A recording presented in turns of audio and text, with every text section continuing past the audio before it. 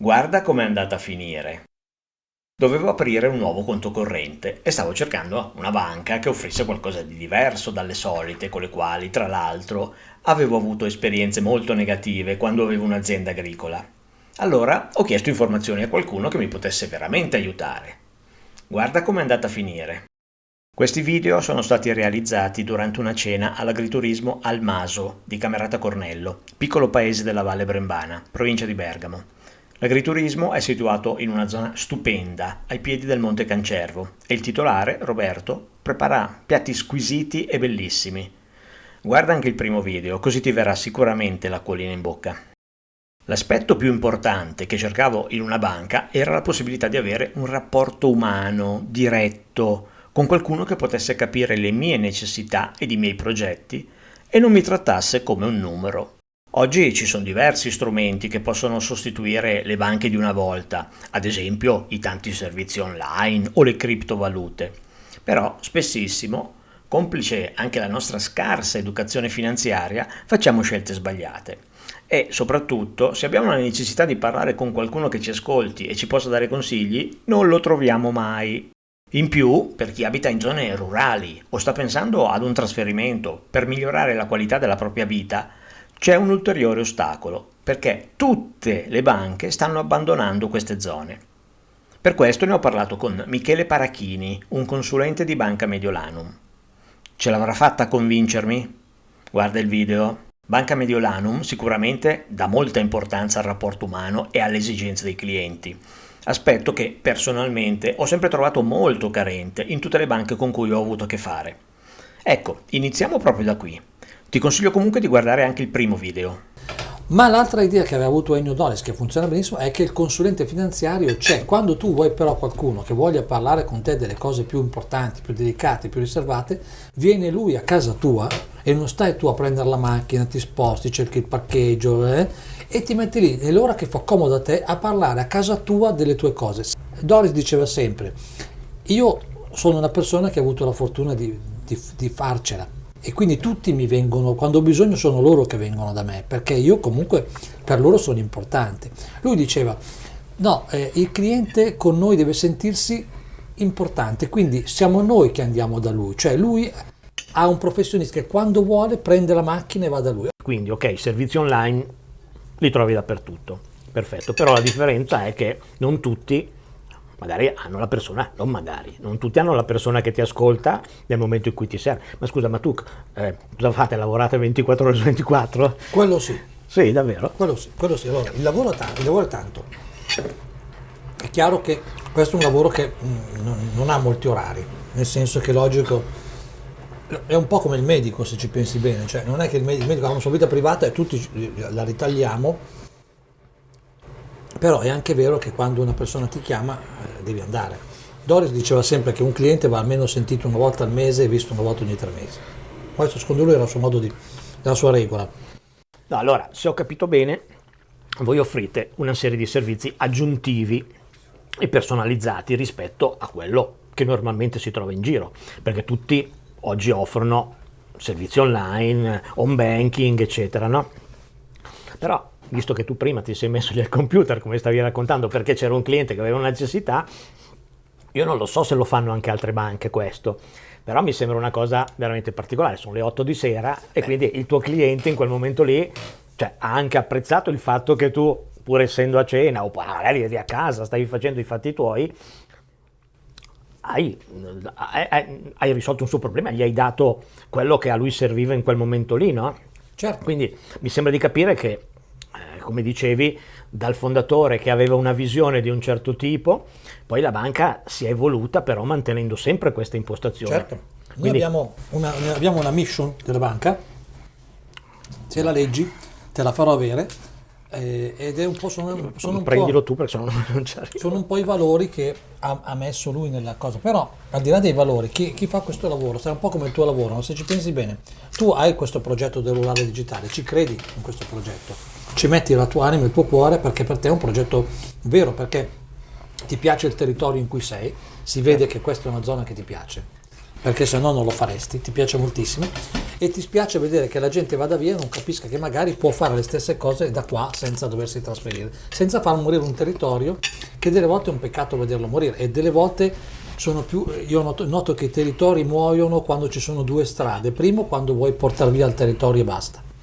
cioè non puoi pensare di portare via soldi e non rimetterli nel territorio in cui lavori, perché se no lo fai morire. Come qualsiasi attività, devi farla perché ti piace, perché la vuoi far crescere, perché è una tua creatura e ci vuoi rimettere e la fai crescere, non ti serve solo per prendere. Nella vita c'è una regola: bisogna dare per avere, non c'è niente da fare, cioè tu devi dare alle persone per poter avere qualcosa dalle persone. Se uno vuole solo prendere dalle persone, nel breve ce la può anche fare, ma nel lungo poi alla lunga non porta da nessuna è parte. insostenibile.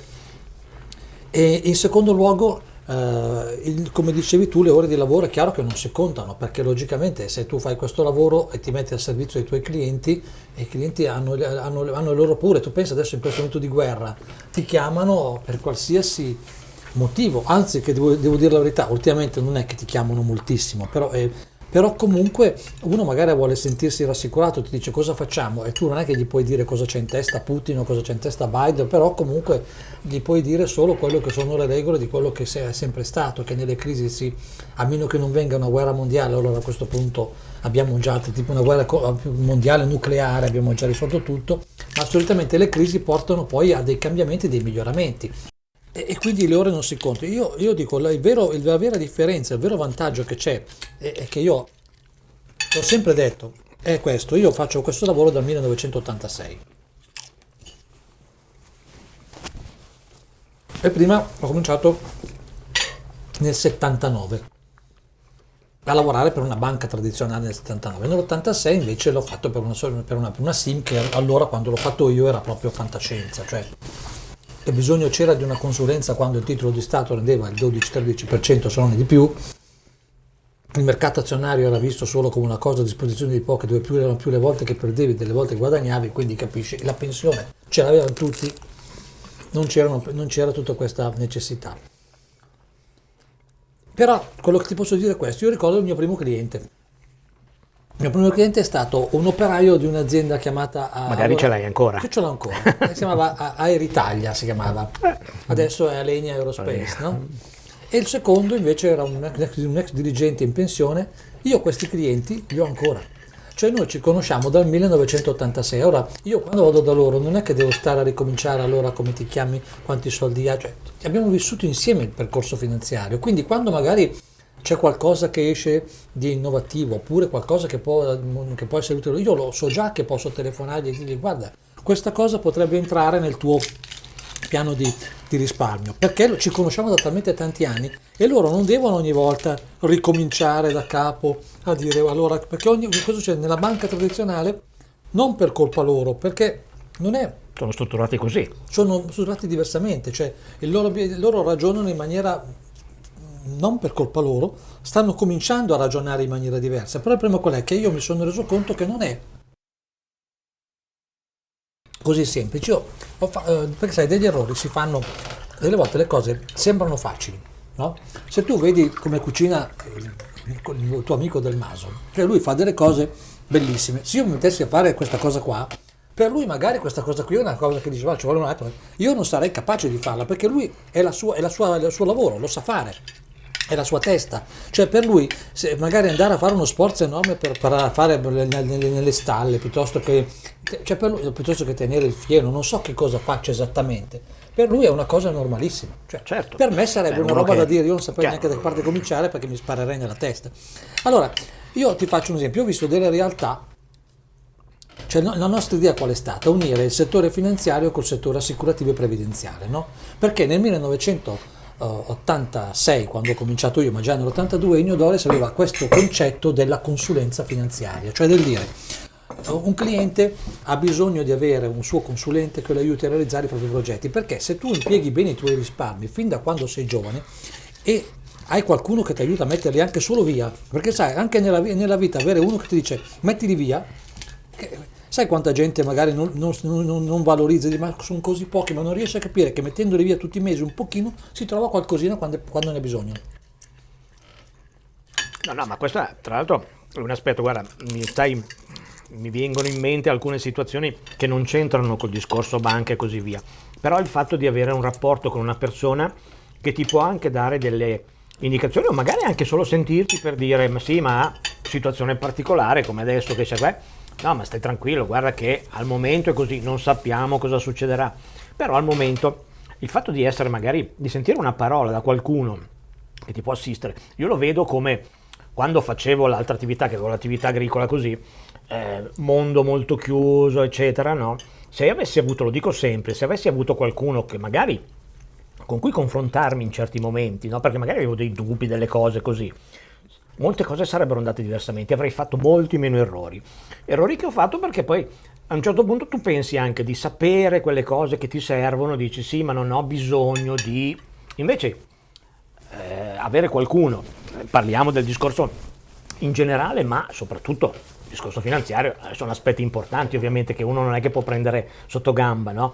Per cui a volte, come dicevi tu prima, una volta la banca era qualcosa che incuteva timore, no? Con questi saloni, no? Il marmo che entravi freddo, no? E c'era quello dietro lo sportello e le persone che avevano un certo rapporto, magari avevi un'attività, eri più abituato, ma le persone che andavano perché magari avevano dei piccoli risparmi o cose di questo genere, cazzo, era una cosa che ti incuteva di timore veramente, no?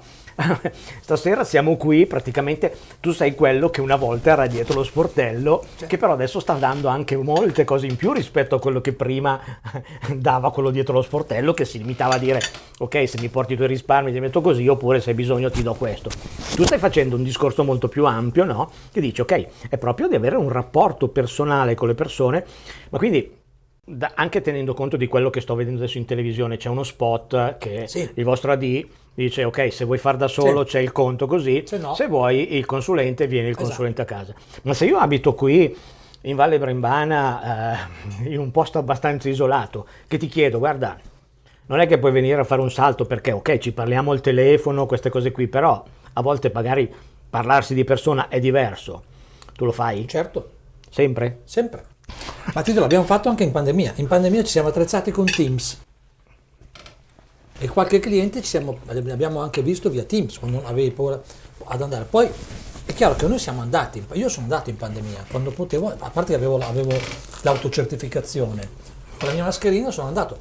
Tanti non andavano, ma tu pensa che ci sono delle realtà, mi dicevano che ci sono banche, anche di cui non faccio nomi perché non li voglio fare, ma banche importanti, con gente che ha magari dei patrimoni importanti, che non vedono il loro consulente da mesi, perché sai, ormai è diventato, tra la pandemia, il fatto che non vai a trovare, il fatto che il cliente non dà, hanno perso un po' il contatto, la gente ha perso il contatto con la realtà, poi ormai sai, Guarda, diventa un'abitudine.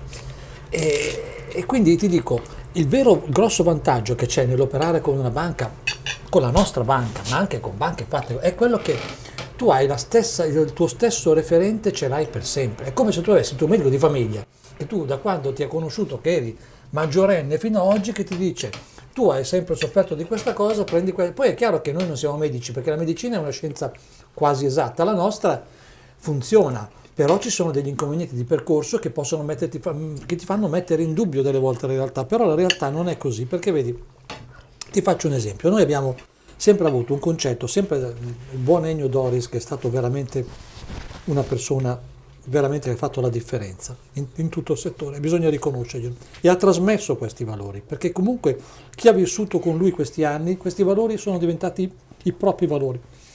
Lui ha sempre avuto l'idea del grafico del rosso e blu.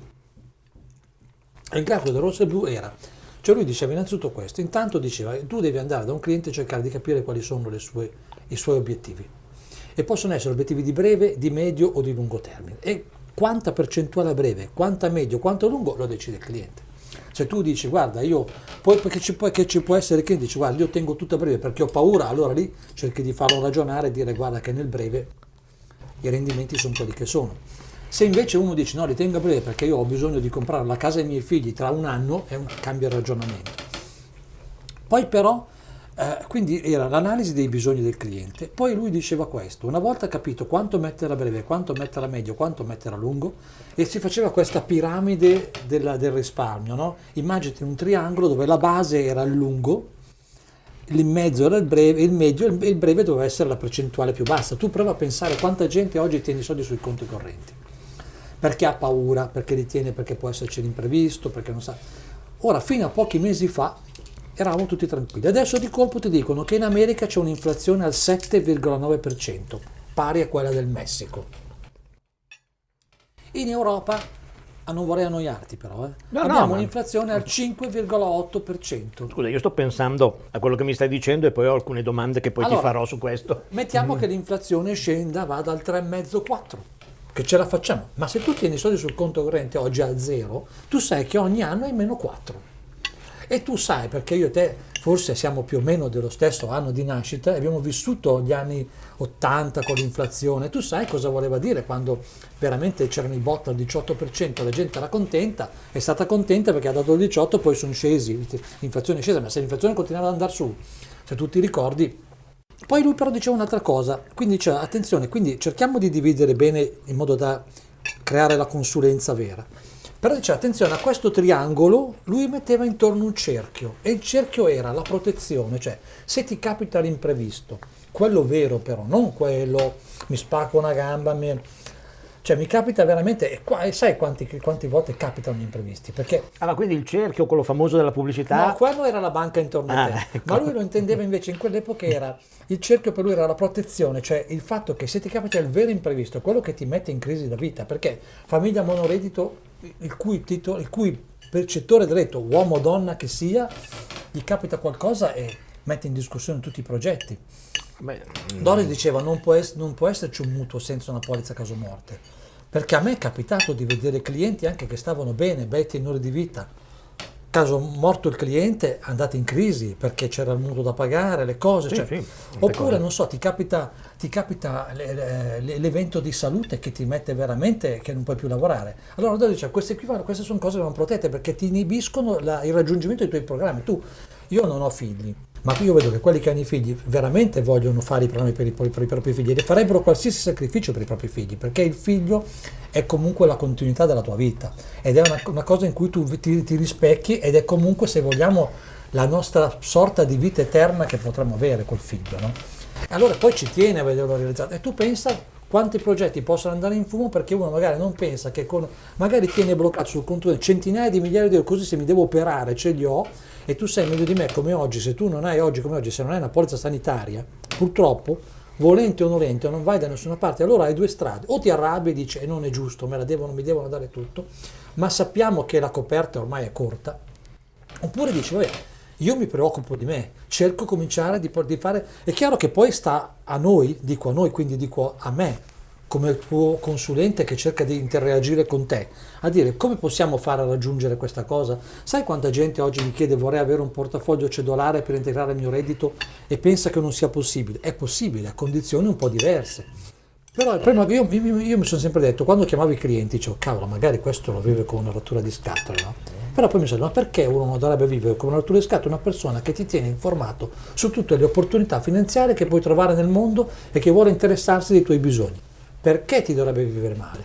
Non so se ho trasmesso quello che volevo sottolineare.